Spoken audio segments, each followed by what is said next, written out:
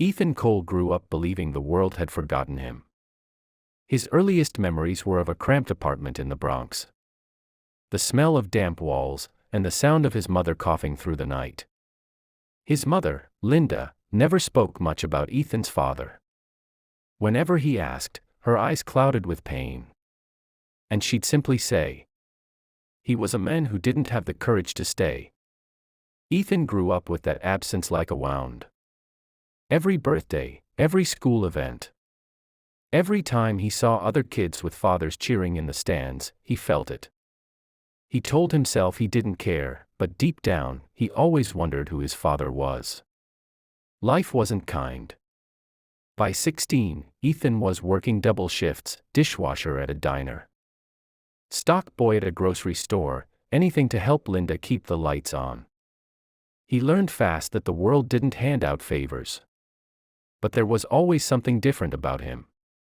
He was sharp, ambitious, with a fire in his eyes that didn't match the poverty he lived in. Teachers noticed his intelligence. Bosses noticed his leadership. And friends often told him, "You don't belong here, Ethan. You're meant for bigger things." Linda would just smile sadly when she heard that. One night, when Ethan was 22, Linda fell gravely ill. On her deathbed, she finally told him the truth. With shaking hands, she gave him a faded photograph of a man in a tailored suit, standing beside a black limousine.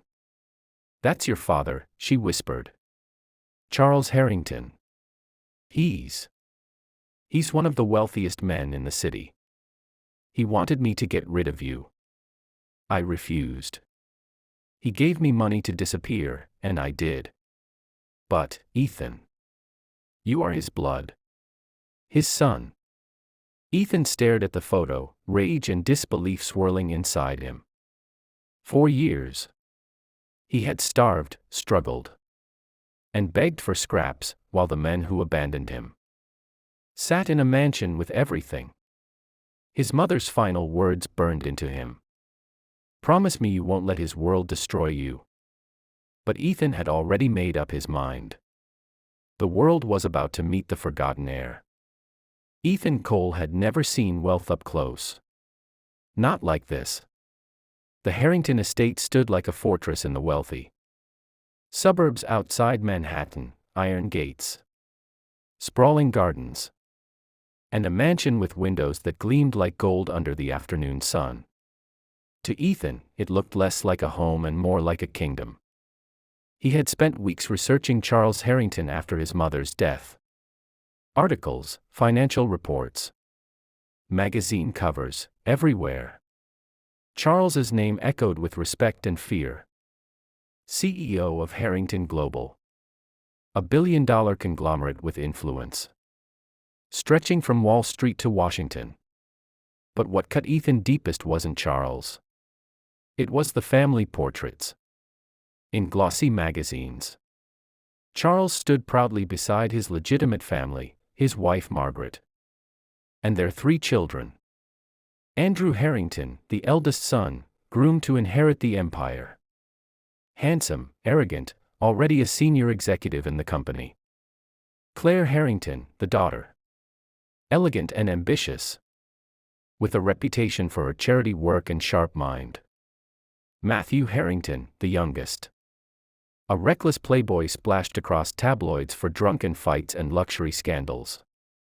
They lived the life Ethan was denied: private schools, lavish vacations, opportunities he had only dreamed about while washing dishes at midnight. Every photo burned in his chest. That should have been me. Ethan didn't just want revenge. He wanted entry. He wanted to step inside the Harrington world. Not as an outsider begging for scraps, but as a storm they never saw coming. So, he made a plan. He started small, networking with people on the edges of their world. He charmed bartenders at the exclusive clubs the Harrington siblings frequented. He befriended staff at Harrington Global who whispered gossip about boardroom tensions. Piece by piece, he built a map of the empire. And then, fate handed him an opportunity. At a downtown charity gala, open to the public for donors and volunteers, Claire Harrington herself was scheduled to appear. Ethan signed up as a volunteer. Wearing a plain suit borrowed from a thrift store, blending into the crowd. When she walked in, radiant in a midnight blue gown, Ethan felt his chest tighten. She looked untouchable, a princess in her kingdom. But when she smiled at him while he handed her a glass of champagne, something shifted. "Thank you," Claire said softly, her eyes lingering a moment longer than necessary. Ethan smiled back, carefully masking the storm raging inside him. The Forgotten Heir had found his way in. Ethan couldn't stop replaying the moment, Claire Harrington's smile, her eyes pausing on him as if he wasn't just another face in the crowd. It was small, but to Ethan, it was a door cracking open. The next morning, he returned to the charity organization as a volunteer, fully aware Claire often visited there for her projects. He made himself useful, setting up tables, handling registrations, talking warmly to guests. Slowly, he became a familiar face. When Claire arrived again 2 weeks later, she recognized him. "You're Ethan, right?" she asked. He nodded with a polite smile. "Yes. I help out here when I can." Claire's curiosity sparked. Most volunteers were students padding their resumes or retirees passing time. But Ethan, confident, composed, intelligent, was different. She asked him questions about his background, and he gave carefully crafted half-truths. "I grew up with not much, but I believe in giving back." "I know what it's like to struggle," Ethan said. Her eyes softened.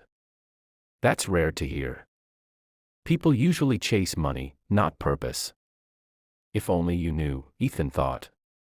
But out loud, he simply said, "Purpose lasts longer than money." From that day, Claire began trusting him. She introduced him to other people in her circle, business associates, organizers, friends. Ethan blended in effortlessly, his charm making him seem like he belonged in the Harrington orbit. But Ethan knew infiltration couldn't be built on Claire alone. He needed access to the other siblings. That chance came one night at a luxury bar downtown.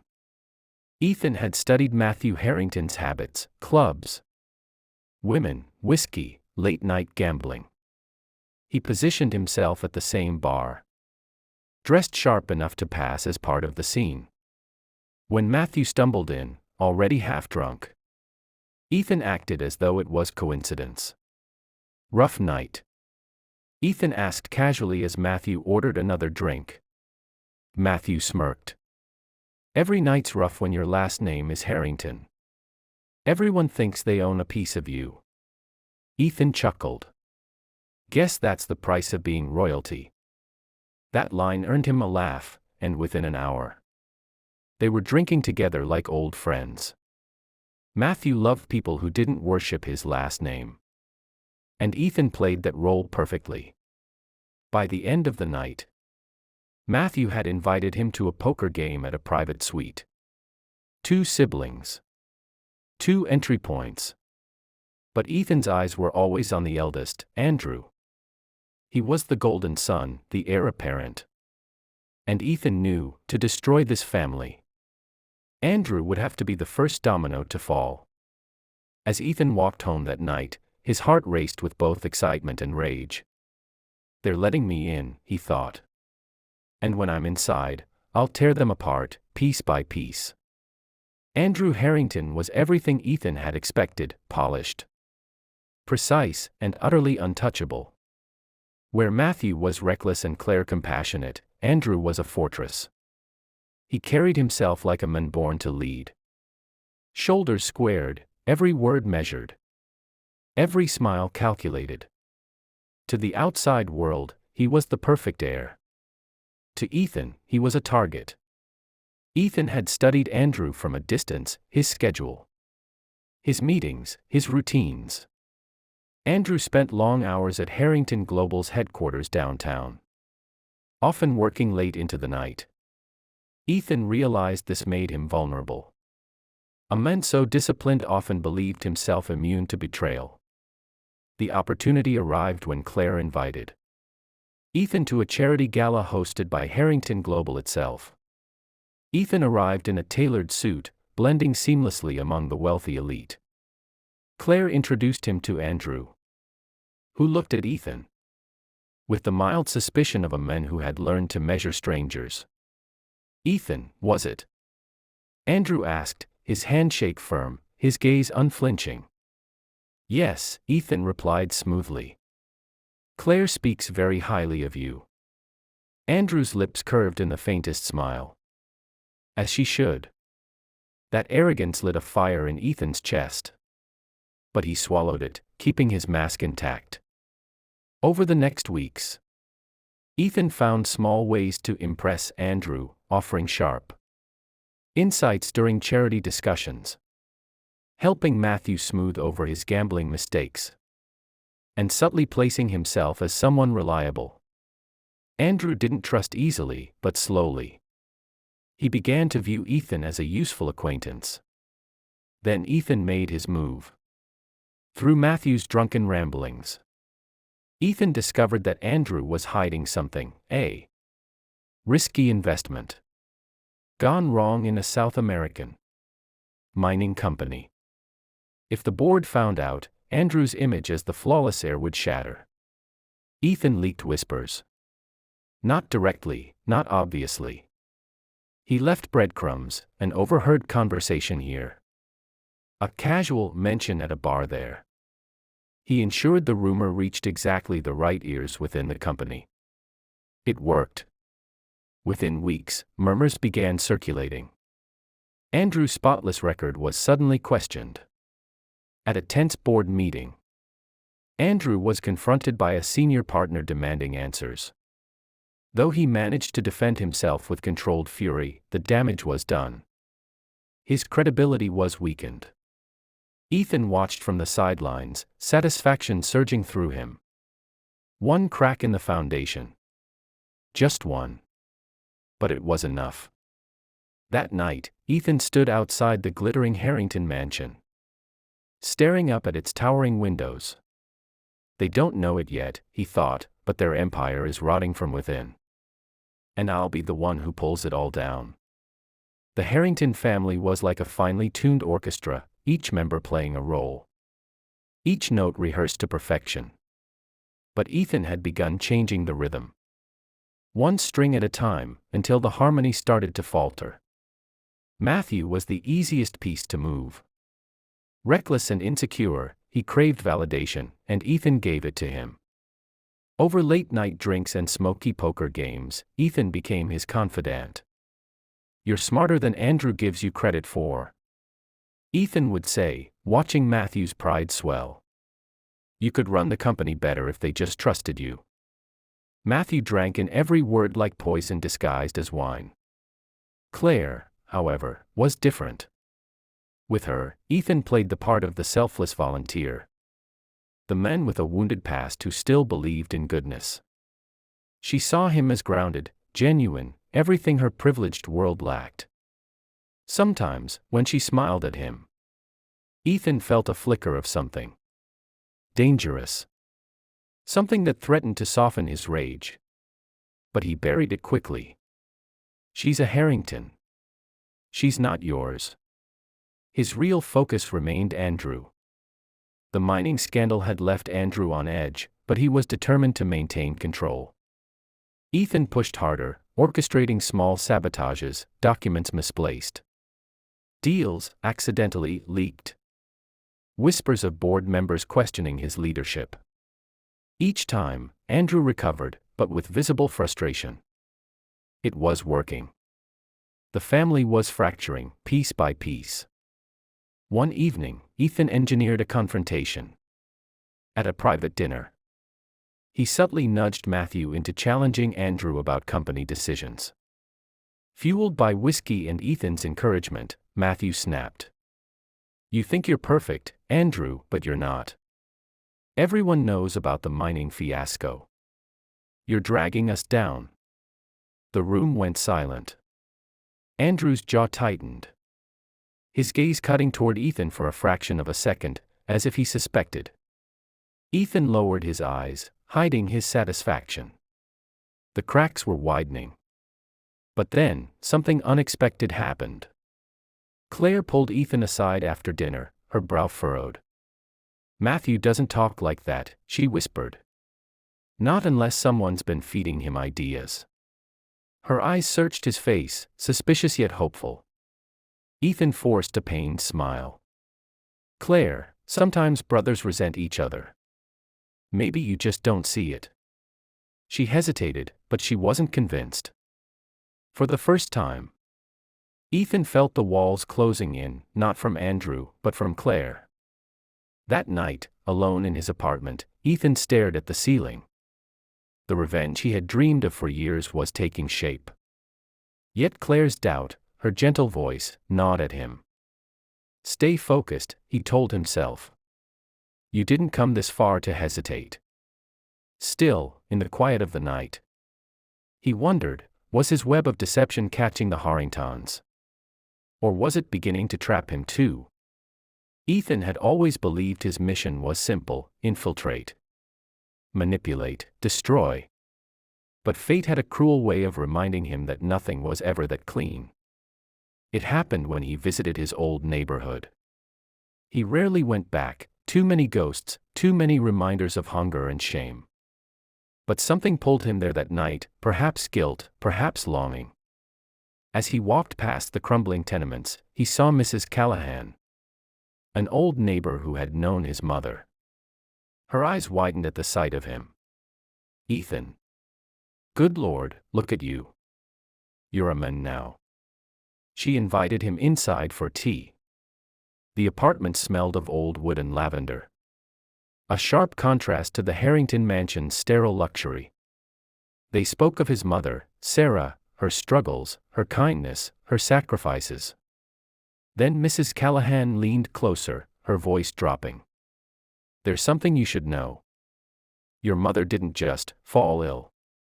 She was fighting for you." Ethan froze.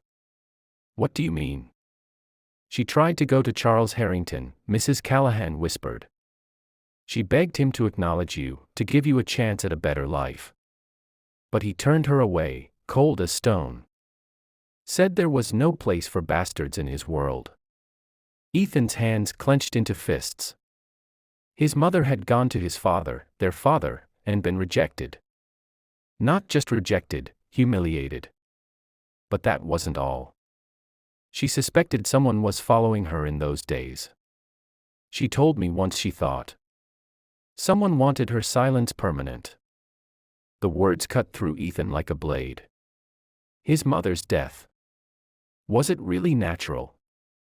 Or had the Harrington family, desperate to protect their empire, silenced her? That night, Ethan's rage took on a new form. It was no longer about being abandoned. No longer just about envy. It was about vengeance for his mother. When he returned to the glittering world of the Harringtons, he looked at each of them differently. Andrew, Claire, Matthew, even Charles himself. "One of you is guilty," Ethan thought. "And I will burn this family until the truth is ash." Ethan returned to the Harrington circle with fire in his eyes, though he masked it beneath his usual charm. Every handshake, every polite smile, every dinner table laugh hid a darker truth: he was now hunting answers. And someone in this family had blood on their hands. He started with Matthew. Weak, insecure Matthew. Ethan knew if pushed the right way, Matthew would spill secrets he didn't even realize he was keeping. One night, over whiskey in Matthew's penthouse, Ethan steered the conversation carefully. "You ever wonder why your father keeps everything so tight?" Ethan asked, pouring another drink. Matthew scoffed. "That's Charles Harrington. Control freak of the century. Nothing happens in this family without his approval." "But doesn't that make you wonder?" Ethan pressed. What about things he doesn't want anyone to know? Matthew frowned, staring into his glass. His lips loosened under the alcohol. You think Andrew's golden boy act is clean? You think Claire's perfect little world is untouchable? Everyone's hiding something, Ethan. Everyone. That was enough for Ethan. A confirmation, at least, that the Harringtons had more shadows than light. But Matthew wasn't the target he needed. To bring the empire down, Ethan had to go higher. So he began planting seeds against Andrew once more. He forged a leaked email chain, carefully fabricated, suggesting Andrew had embezzled funds from one of the Harrington global charity fronts. It was subtle, believable. The kind of rumor that spread quickly in corporate circles. The timing was perfect. At the next board meeting, questions flew at Andrew. He defended himself with his usual composure. But this time his frustration cracked through. His allies shifted uncomfortably. Doubt had been sown. After the meeting, Andrew cornered Ethan in the hallway, eyes sharp. You, he said flatly. Ever since you appeared, my world has been unraveling. Who are you really? Ethan held his gaze, heart pounding, but his expression stayed calm. Just a man trying to find his place. Andrew's jaw tightened. He didn't believe it, not entirely.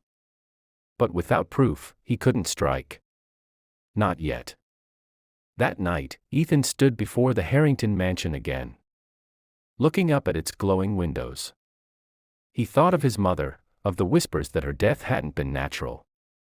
This isn't just about revenge anymore, he told himself. This is about justice. And I won't stop until the truth is mine. The gambit was in motion. And soon, the Harringtons would realize the Forgotten Heir had come to claim his place, not with open hands, but with fire. The Harrington mansion, usually a place of cold order, had begun to feel like a battlefield.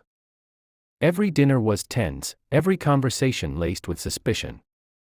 Ethan watched with silent satisfaction as the cracks widened.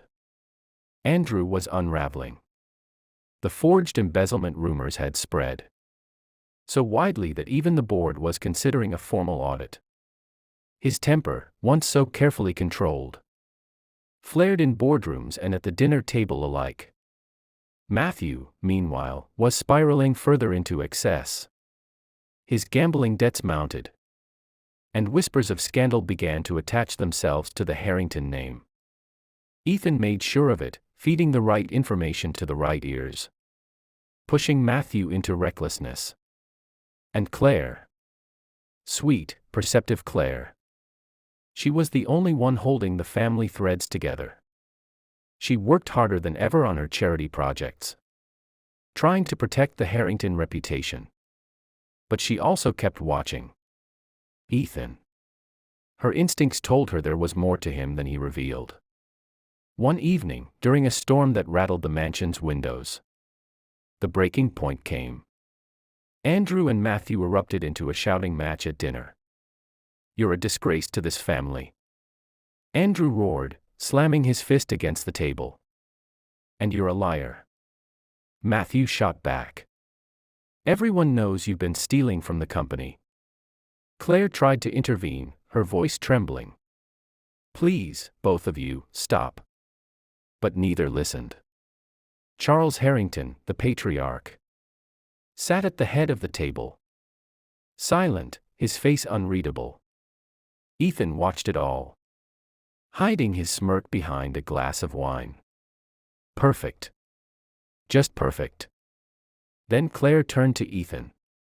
Her eyes, sharp and searching, cut through the chaos. You've been here for months, she said suddenly, her voice rising over her brother's. Always at the center of things, always there when something goes wrong. Who are you, Ethan? And why do I feel like you're tearing us apart? The room went silent. Andrew's eyes narrowed, Matthew blinked in drunken confusion. And Charles finally looked up, his gaze like steel. Ethan froze for a heartbeat, but then he smiled faintly. "I'm exactly who I said I was," he replied smoothly. "A friend. Nothing more." But Claire wasn't convinced. She stared at him as thunder cracked outside, the storm mirroring the storm inside the Harrington house. For the first time since his plan began, Ethan felt the ground beneath him shift. The family was fracturing exactly as he wanted. But Claire was closer than anyone to unmasking him. And if she discovered the truth before he was ready, everything could collapse. The storm outside hadn't passed. It had only followed Ethan into the Harrington's world. For weeks after Claire's outburst, tension choked the air in the mansion. Andrew grew paranoid, Matthew drank harder. And Charles kept watching, silent as a hawk. Ethan knew the endgame had arrived. One night, Claire confronted him alone in the library. Her hands trembled, but her eyes were unflinching. "I know you're lying," she whispered. "I don't know who you are. But you've been pulling strings since the moment you got close to us. Tell me the truth." Ethan looked at her, the only Harrington who had shown him kindness. The only one who saw through his mask. For a moment, the walls around his rage cracked. "My name is Ethan Callahan," he said at last, voice raw. "But that's not the whole truth. I am Charles Harrington's son." Claire staggered back, shock painting her face. "That's impossible." "It's not. My mother, Sarah, loved him. He abandoned us. He abandoned me. And when she begged for help, he turned her away. She died because of him. Because of this family." Claire's breath caught. The truth hung between them like a blade. The next evening, Ethan gathered them all, Charles, Andrew, Matthew, Claire, inside the grand dining room. His voice was calm, but his words cut sharper than glass. "You wanted to know who I am. I'm the heir you forgot. The bastard you left to rot while you built this empire of lies."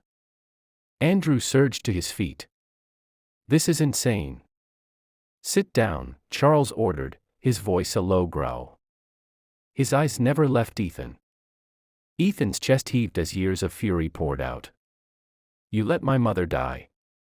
Maybe one of you even made sure of it. And now you expect me to just watch this family carry on like nothing happened." Claire whispered, tears in her eyes, "Ethan, please. This revenge, it will destroy you too." Andrew sneered. "He's nothing but a fraud. He'll never be a Harrington." "But Charles."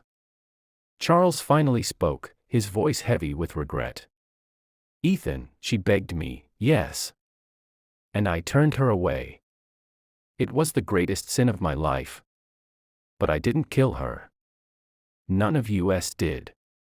She was sick. And I was a coward." The silence after those words was unbearable. Ethan's plan, his rage, his years of hunger for vengeance, all of it teetered on the edge of collapse. He could finish it here.